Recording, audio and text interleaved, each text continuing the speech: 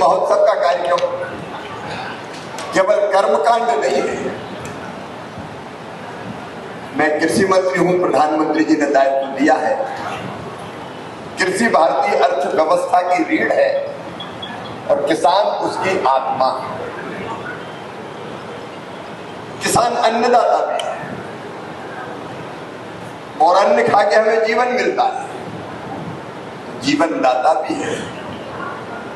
और जीवन दाता भले वो भगवान ना हो, लेकिन भगवान से कम भी नहीं होता।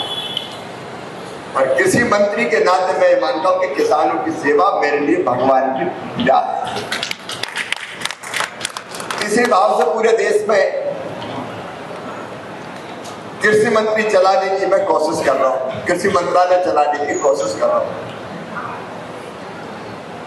और हमारा मुख्य मकसद है किसानों का उत्पादन बढ़े, उत्पादकता बढ़े, आमदनी बढ़े, आय बढ़े। उसके लिए उत्पादन बढ़ाना, उत्पादन की लागत घटाना, ऐसे अनेकों प्रकार के उपाय।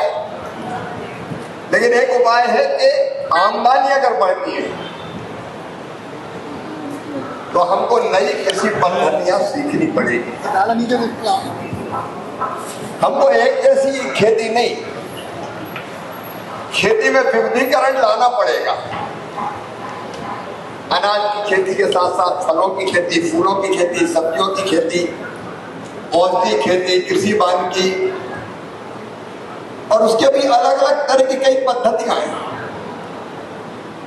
अब पॉली हाउस, ग्रीन हाउस तक खेती सीमित नहीं रही, हाइड्रोपोनिक्स का जमाना आ गया। एक अगर आपने मेरा वीडियो देखा तो एक ही पेड़ में मैं नीचे से आलू खोद कर निकाल रहा था, ऊपर से टमाटर खोद रहा। एक खेत में दोनों फसल, एक पेड़ में दो फसल। बीज से लेकर बाजार तक कई तरह की व्यवस्थाएं बदली हैं और किसान इनको अपनाएंगे